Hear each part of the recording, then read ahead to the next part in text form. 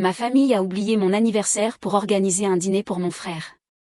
Ce soir-là, ma femme a publié un. Ce matin-là, je me suis réveillée avec une étrange excitation. J'avais 40 ans aujourd'hui. Un âge rond, symbolique. Je m'attendais à quelques messages, peut-être un petit déjeuner préparé par ma femme, un gâteau, une attention. Mais la maison était silencieuse. Elle s'était levée tôt pour aller travailler, m'avait-elle dit la veille.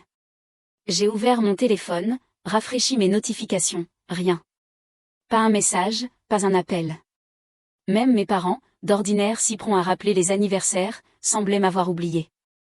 J'ai passé la matinée à errer dans l'appartement, essayant de ne pas trop y penser.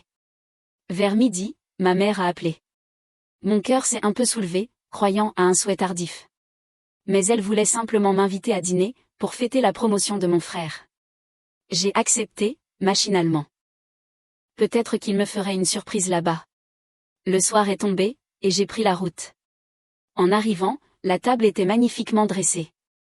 Mon frère riait, entouré de toute la famille. Des ballons, des bougies, un gâteau énorme trônait au centre. Je me suis approchée, pensant qu'il y aurait peut-être 2 raisons de célébrer. Mais sur le gâteau, un seul nom brillait en sucre doré, celui de mon frère. J'ai senti un léger vertige. Personne ne m'a regardé en entrant. Personne ne m'a même demandé comment j'allais.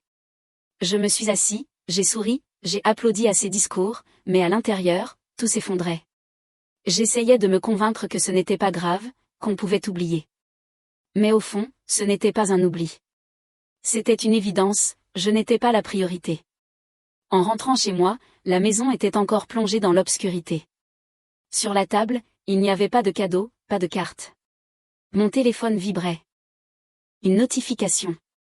Ma femme venait de publier une photo sur les réseaux, elle souriait, un verre à la main, entourée de ses collègues, avec la légende, une soirée parfaite pour célébrer la réussite et la vie. J'ai fixé l'écran un long moment.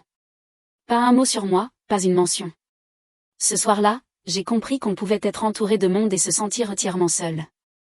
J'ai regardé par la fenêtre, les lumières de la ville scintillaient comme pour d'autres anniversaires, d'autres joies. Pas pour le mien. Je n'ai rien dit à personne. Le lendemain, j'ai simplement effacé la date de mon calendrier.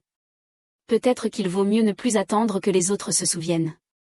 Peut-être qu'à partir de maintenant, je célébrerai mes anniversaires en silence, avec moi-même, et ce sera très bien ainsi.